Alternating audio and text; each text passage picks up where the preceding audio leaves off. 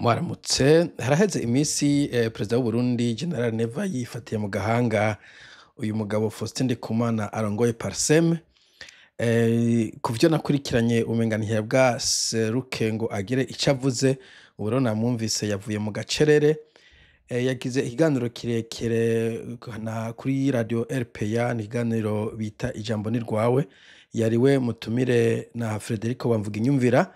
Reka ariko ngire isesanguro gatoyi kuvyo Faustin bamubajije. Ikibazo kimwe nakoze amavideo abiri kuri Semerera, ariko iki ndagishize hano cyo kuba kigufiya cyane.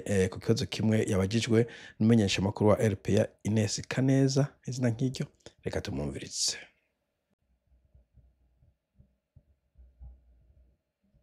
Faustin Ndikumana, Uburundi bumaze imyaka myinshi mu ngorane za politike, intwaro, ubutunzi, ibisata byose biragoyagoya. Uyu munsi turafise ikibazo c'uburongozi.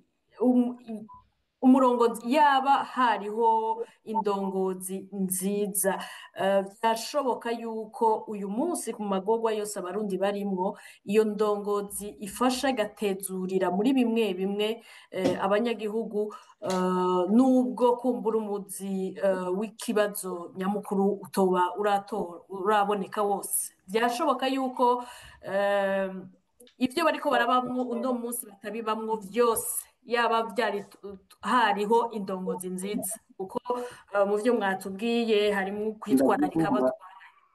Muratwumva?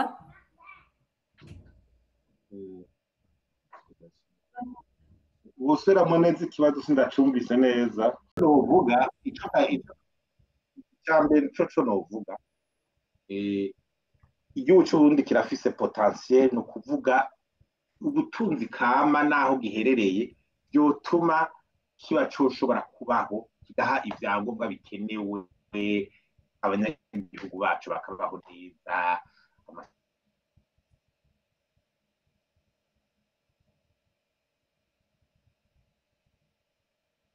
Faustin Ndikumana, sinzi ko mutwumva. Faustin muratwumva? Faustin nibaza ko agize ikibazo ca connection. Faustin muratwumva? Muri bintu bimwe n'abanyagihugu ndabumva. Byari byacitse.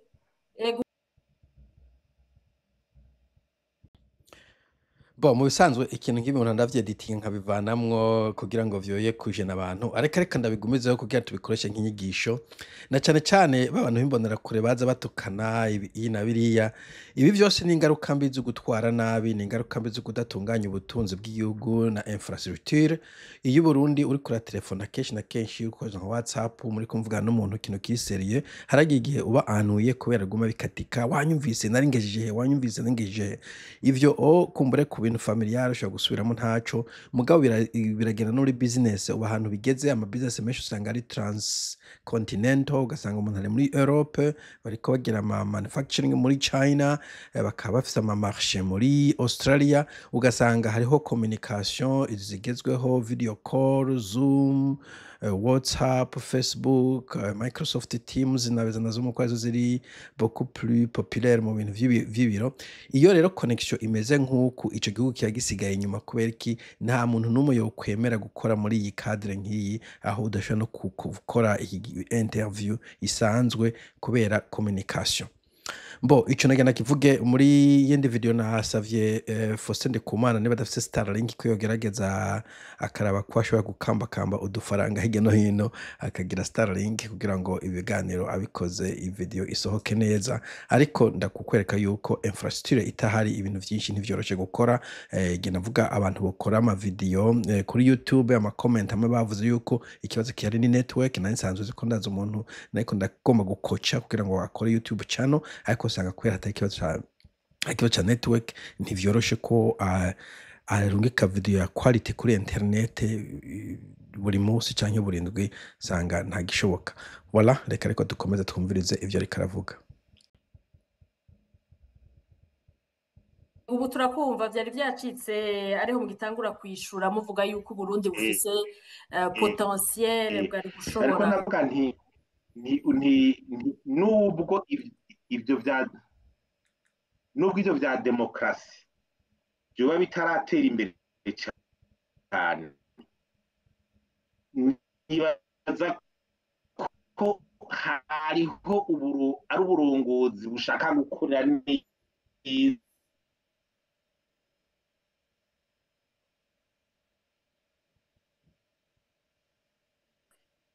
ukavuga muti dukura igihugu muri aka kaga, amabara yubaka amashuri igihugu gitera imbere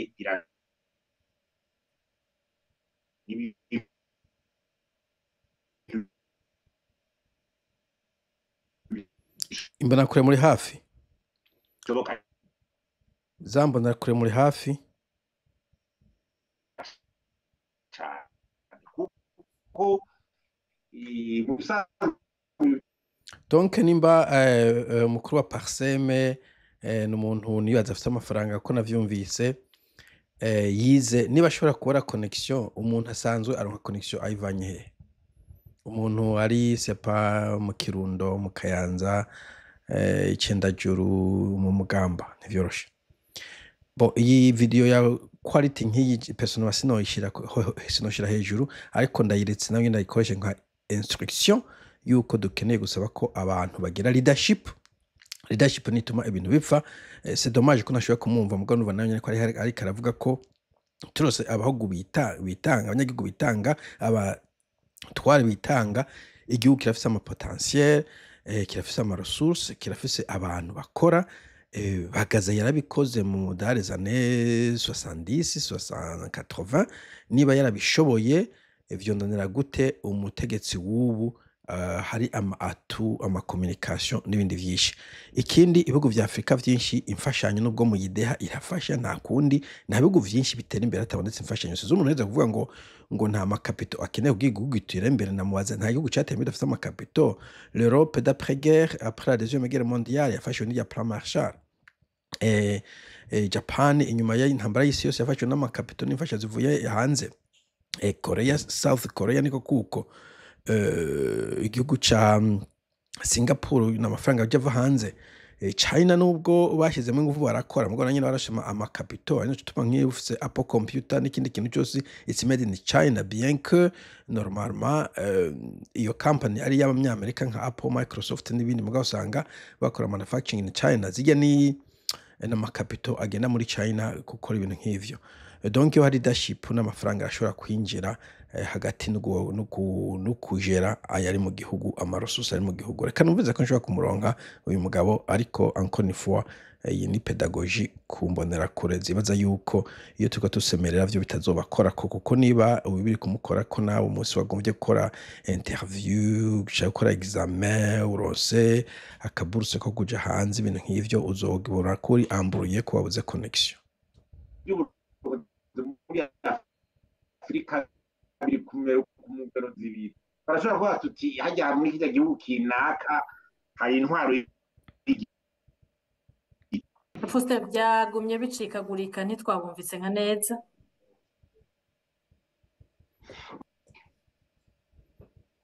Iyi video ndayiretse ndayibona mu bisara nk'igera binoshira kuri internet, ndagerageza nkabikata cyangwa nkabiheba, mugabo nako inifuwa ndagisubiremwe mwambonera kuremwe muze munsigure ukuntu ibujumbo i Burundi twabuze connection. Ubu mu bindi bihugu byose bafite internet au moins ari ahantu hatari muri rural ha cyane. Nibaze ko Faustin ataba Icendajuru ahantu mu Rutoki, niba ari abana nagende ku giti, hari igiti cy'umuvumu hari akiriko connection zihiza abari akora ama video kabigatwa nta keza.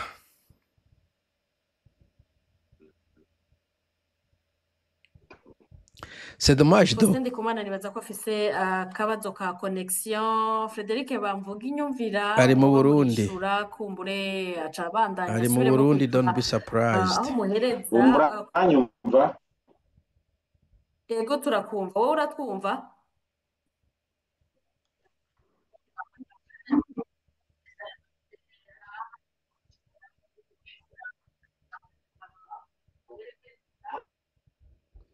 Okay, reka mbere nkunyarutsa video ndabe yuko Faustin Ndikumana uratwumva? Hajya babishira ku igihugu kinaka gusumba kumbure. Okay, ndabonye ivyo bakoze baciye bakuramo audio, iyo n'iyindi banga iyo uriko telefona ukoresha video, hanyuma video kubera itwara bandwidth nini, uyikuyemwo ikaba audio gusa birashobora gufasha muri speed. Nubona babaye clever bakuramwo video, reka twumve ko audio yoyo igenda ivuga neza. Encore une fois nta editing njya kuri ino video, I'm just gonna let it run. Sorry. Hatarimwo amasanamu. Go. Twakubonye Parsem, don't worry about it. Muratwumva? 5 sur 5. ndabumva. There you go. Ngo kwigora mugasubiramo inyishuranyo kuko ntivyavuga neza, muri make mutaga guce duha n'abavuga inyumvira yishura. Muranyumva? Turakumva, ariko genda urondere Starlink. Starlink. Nariko navuga ni nubwo ibya kubura ibya demokarasi bishobora kuba bitaratera imbere. Igihugu kinako ashobora kumva ngo nta demokarasi ariko kiri muri dictature. Mugabo iyo dictature basika birakoza ati amabarabara meza igatera imbere, abanyarwanda umuyaga nguba, amashuri meza, amabarabara meza, za internet amaza kuba kubuzi bukagwira, investir bakazana imitahe, abantu bakabaho kandi bikaba normal neza. Ibyo kuba ngo tufise ubugorane yo kwa muganga n'ibiki basanga kirateye imbere. Nko muri za Cuba baravuga yuko kuri Fidel Castro bari barateje imbere ibintu bya barateze imbere ibintu by'ubuganga, uratwa n'abaganga ba Cuba bahora baza kuvura ino. Iyo minimum ikaboneka kumbura ba demokarasi cyangwa nyine abantu basubirira ku butegetsi ikaba ikindi abantu bagenda baturira inyishu. Mubona mu Burundi turetse ibyo by'ama demokarasi ko tubona ikibazo n'ibiki no kubaho kw'abantu ni bibiri. Fajya babishira ku madogra binda bibasigura n'amadogra abiri. Arashobora kuba dictature ahantu mugabo ukagenda ugasanga amaautorite, amayuniversite ariko arakora neza, amabarabara abana bakaja kw'ishuri, ugasanga medicine irateye imbere, ugasanga kiri positive igihugu kikagenderwa kikagira gute, ugasanga kirareyona nyine ni makungu n'ibiki. Kandi rero kuko n'abajya nabo za Singapore burya premier ministre Lee Kuan Yew yagitwaye ubwa mbere, yagitwaye imyaka 30, ashira abantu kuri discipline, ashira abantu ku murongo, ibiturira gwanya, ashira mugayo kikava ugasanga nibaza. Mugabo kugira ibibazo rero kabiri, ibi bidogajoga byo mu mademokarasi hakacazamo n'ibibazo byo kubaho turejo, aho rero igihugu rero gifise ingorane zikomeye.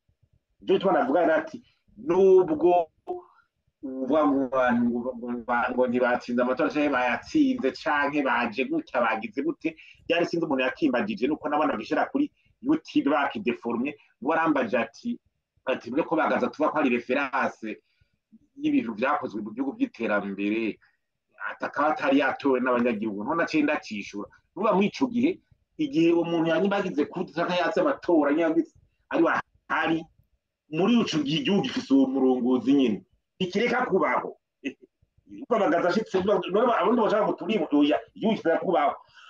None wewe uri ndongozi ukimariki je naciye nibuka inuvyeyi ndiko nasaba mu mateka nyene umuntu bagaza ari yanditse murongo ndavuga ati je narigeze kugenda Ingozi umunsi wa mbere atangira amaturune yo kugenda abanyagihugu ngifata ubutegetsi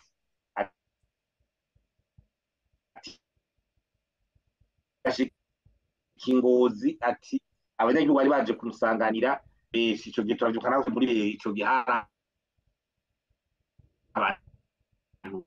benshi Ngozi imva ari yaguye mugabo umuntu witwa bagaza fashe ubutegetsi baja kuri stade y'Ingozi ati Musenyeri Kaburunga aravuga ati arafata ijambo ati nyakubahwa mu gihugu urabona 12 za mangara zande baza ngaha ati urabona neza iyo nyota bazaranye kuza gukura ati uzubahemukira.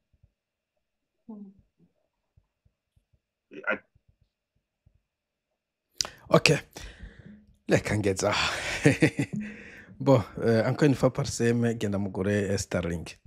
Bon, en fait, ivyo avuga i Burundi ni dictature iri chaotique, ntuze kuvuga hari dictature ziri organisée. Bon, je nta dictature nshigikira, mugabo entre deux mots, on choisit le moindre. The best of evils. the list of evils. Donc hariho dictature ziri organize aho ubona ibintu bikorwa ku murongo, izo murazizi, China ahandi ugasanga production iraba, ugasanga ibintu biri organize, ugasanga amategeko arakurikizwa, nubwo y'amategeko ya dictature mugaga akurikizwa. Mu Burundi par ailleurs nakajagari musantara ashobora gufata ingingo umukuru mutumba kayanga, procureur general ashobora gufunga umuntu umusika akaza akamufunguza. Donc harimo ibintu vy'akajagari bidafise uko wobi quantifia, hanyuma gaca n'ikintu ca regression, aho gutera tujimye imbere tugatera tujinyuma mu madomene yose. Donc umwe muri dictature ikintu kiba kihari haba hari discipline. Umuntu abicwa kumbura ni Burundi bicwa na leta, mugabo usanga ari order, bicwa muri order. Ntabwo ari imbonera kuri turakubise umuntu turamwishe, uwundi mustaneri yandakubise umuntu amakofi namwishe, uwundi donc usanga harimo ikintu ca order. Mugabo Burundi ni dictature y'akajagari na dictature irregressive itera idusubiza inyuma. Niyo mpamvu ari ati no kwidodomba de toute façon dictature kenshi na kenshi usanga guhotora abantu bitareka kubera iki, kuko bagomba ko ushira aho bashize. Bajaho ibintu vy'amatora nko mu Burundi usije uko banayiba biba biri mal organisé. Nta ubwo umuntu bamuhaye gutora, ntabwo bamuhaye kuba imana. Umuntu atowe haba hari amategeko atranscendinga utowe, notamment nka constitution. Uzokumva Trump yafashe ingingo kuri constitutionnel canke kuri supreme, ikavuga iti no ico ntigishoboka Mr Trump. Na legislation isanzwe ashobora gufata ingingo, hanyuma umucamanza umwe wi California sepa wi Minnesota akavuga ati iyo turayanse inyuranye n'amategeko na.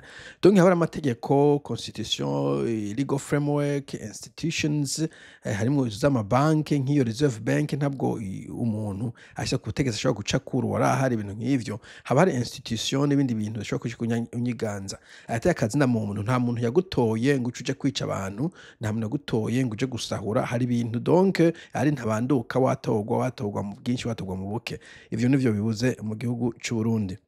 Doye muri make iki kibazo yes habonetse leadership hoba akarusho, ko twoca tuba in Nirvana canke Singapore. Nibaza ko hari problème structurelle mu Burundi dufise atamutegetsi yoza ngo ashike zikuraho ibintu vya analphabetisme, ibintu byo kugira ibiturezo fatiye kugira abantu bibavemwo, ibintu vy'abarundi novuga ko sinza kandi dufise ako kinzigo n'ishari nko akaroro umuntu akaguturira business kugira ngo uhombe cyaka kuroga kugira ngo ntuje kwiga canke akagukwaburira umurima. Iyo se waramusenga abantu bari mu Burundi ivyo bifatikiye kugira ngo bivemwo. N'ibindi vyinshi novuga education umuntu yosubira kwinagura kugira ngo ibe workforce productive. Ugasubira kwatira ntuzeye aba investisseurs bo hanze, sinzundi muntu uje kwaza kubera iki aba manufacturers bajana muri za China za Vietnam, no kubera abantu bafise work ethics muri Vietnam. Kandi hari n'ikindi nizo kora kuri GE, gukorera GE General Electric bari bafise map carte iriko ibihugu aho byoroshe gukora business. Ibihugu byo muri Afrika byinshi byari rouge pour dire que badashobora kuja nayo imitahe yabo. Ico gihe bafise factory muri South Africa, factory muri China, novuga ko zari nka factory ziri sœur, ariko utari kubabwira ngo jana factory mu Burundi kubera iyo climat d'affaires batayizera. Voilà, nico nashaka kuvuga ko bisiga mushaka kuja kumva ico gena cyose kiri kuri Radio Publique Africaine, ijwi ry'abanyagihugu, haba kuri Facebook, X no kuri YouTube.